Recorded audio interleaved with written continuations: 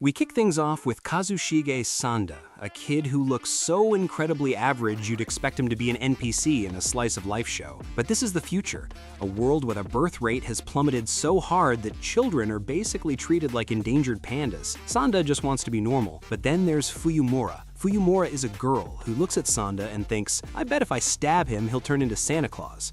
And the wildest part? She's right.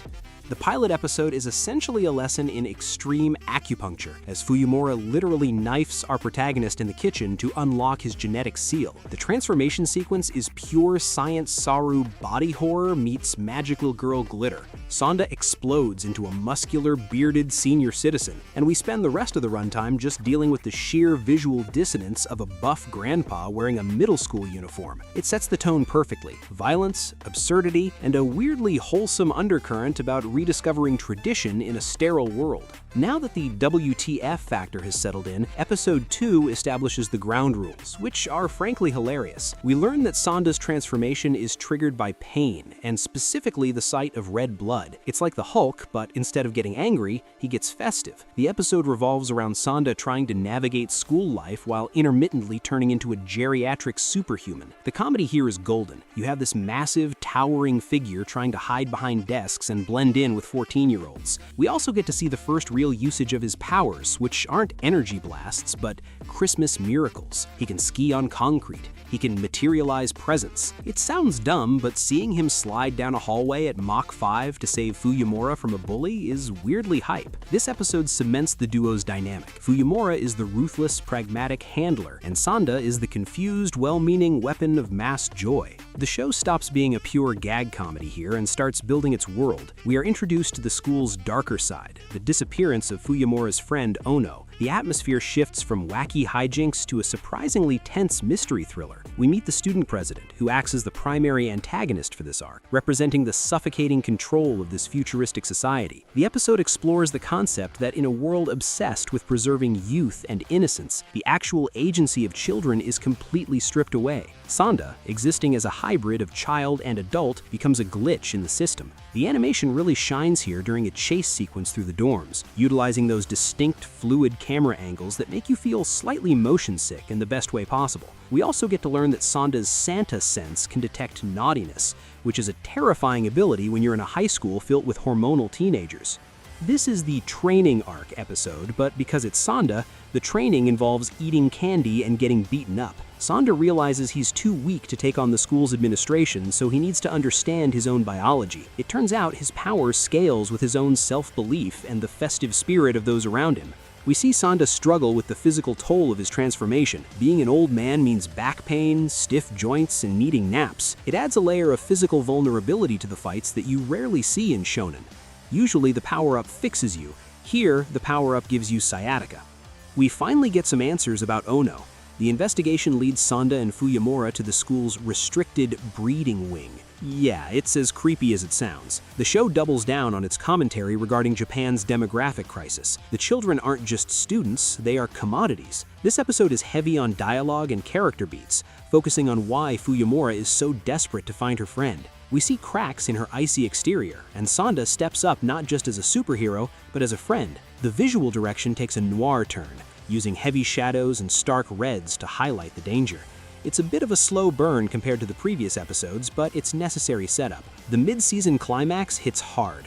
Sanda and Fuyumura infiltrate the headmaster's office. This is the first major boss fight of the series. The headmaster isn't just a bureaucrat, he's a modified human who despises the inefficiency of holidays.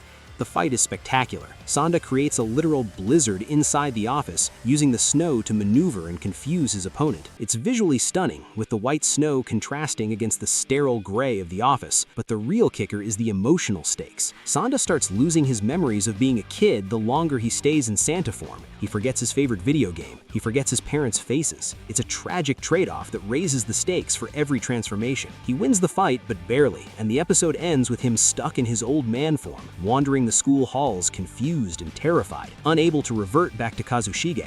After the intensity of the headmaster fight, we get a cooldown episode that focuses on the Santa curse. Sanda is stuck as an old man and has to hide in the school's basement. Fuyamura has to smuggle him food and updates. This episode is surprisingly tender. It explores the isolation of the elderly, juxtaposed with the setting of a youth-obsessed school. Sanda bonds with the school janitor, the only other old person around, and gains some wisdom about what it means to grow up. It's a weirdly wholesome detour that reminds us that Paro Itagaki is actually really good at writing quiet, human moments amidst the insanity. We also get the introduction of the Red List, a hit list put out by the school board targeting Sanda. The stakes have officially gone global, or at least school-wide. The episode ends with Sanda finally reverting to a child. The school festival arc begins, because it wouldn't be an anime without a school festival. But in Sanda, the festival is a state-mandated celebration of youth. Sanda decides to crash the party to spread actual joy, not the manufactured kind the school pushes. This leads to a series of comedic misunderstandings where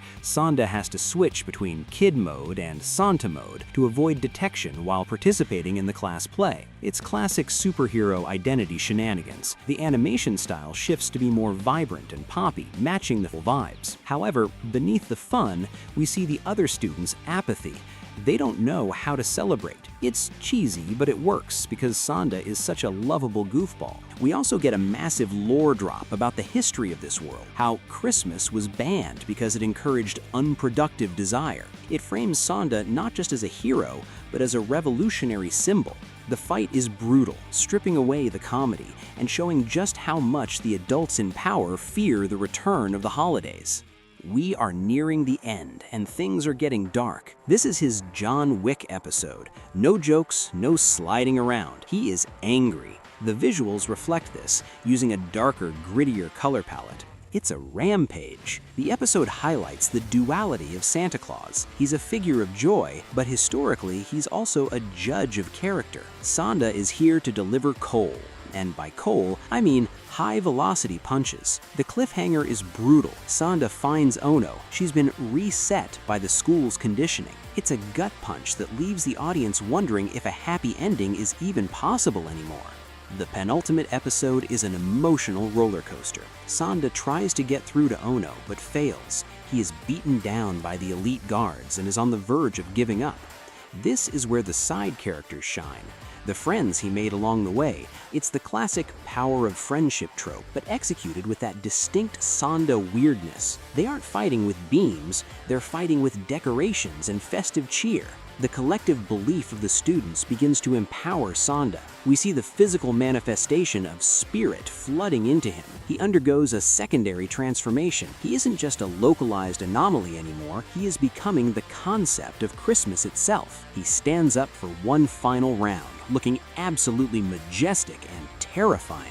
The finale. Sanda goes out with a bang. The final battle takes place on the roof of the school under a full moon. Sanda versus the board of directors' ultimate weapon, a mech suit powered by the stolen youth of the students. Is it subtle? No. Is it awesome? Yes. Sanda unleashes his full power, which isn't a punch, but a global gift. The mech is defeated not by destruction. The season ends on a bittersweet note. Sanda has exposed the school's corruption, but he has also exhausted his power. He reverts to being a normal kid, perhaps permanently. It's a beautiful, quiet end to a loud, crazy show. And that, ladies and gentlemen, is how you save Christmas. So, that was Sanda, a show that proves you can take the dumbest premise imaginable, and with enough style and sincerity, turn it into something genuinely compelling. It's a coming-of-age story wrapped in tinsel and dipped in acid. Paro Itagaki has done it again, creating a world that repulses you and draws you in at equal measure. If you haven't watched it, what are you doing? Go watch the old man ski on concrete. You won't regret it.